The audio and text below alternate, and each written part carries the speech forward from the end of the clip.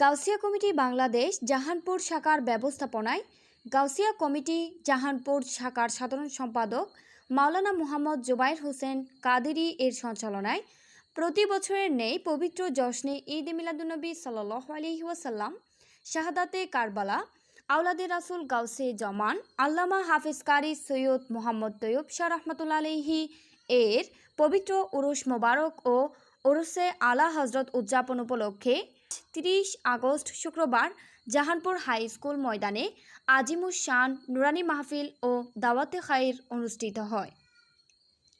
উক্ত মাহফিলে উদ্বোধক হিসেবে উপস্থিত ছিলেন আলহাজ মাওলানা ইসমাইল কাদেরী।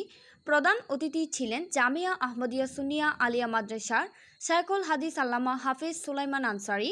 প্রধান বক্তা ছিলেন সিফাতুলি গাউসিয়া মুইনিয়া বহুমুখী কামিল মাদ্রাসার প্রধান মুফাসসির আল্লামা গাজী মুফতি শফিউল আলম নেজামি। বলার ব্যবস্থা করেছে। সুতরাং যারা নবীর আহলে বাইত রাসূল পাক সাল্লাল্লাহু আলাইহি ওয়াসাল্লামের আওলাদকে যারা কষ্ট দেবে, এরা ডাইরেক্ট নবীকে কষ্ট দেওয়া হবে। রাসূলকে যারা কষ্ট দেবে, এদের ব্যাপারে সুপারিশ করার মতো কিয়ামতের ময়দানে কেউ থাকবে না। যেহেতু সুপারিশ খুদ মুস্তাফা করতেন, নবীকে যখন কষ্ট দেওয়া হবে সুপারিশ কে করবে?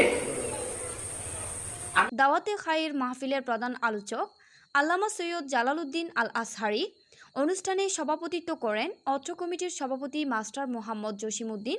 এতে দেশ বরেণ্য উলেমায়ে কেরাম, বুদ্ধিজীবী, অত্র এলাকার গণ্যমান্য ব্যক্তিবর্গ উপস্থিত ছিলেন।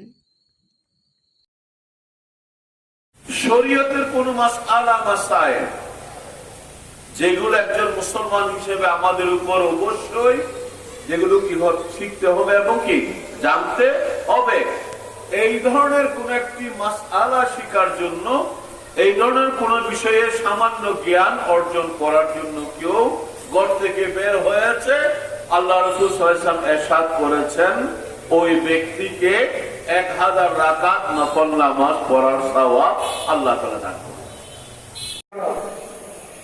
আল্লাহ তার রুল পাকে পৌঁছে এই খবর কুলু বলে বেলুরের কোয়ালিকা ওয়াবে নবী গল জিয়াদি মুহরি ওয়ালি ওয়াসতাগু আজমাইন। আসসালামু আলাইকুম ওয়া রাহমাতুল্লাহ।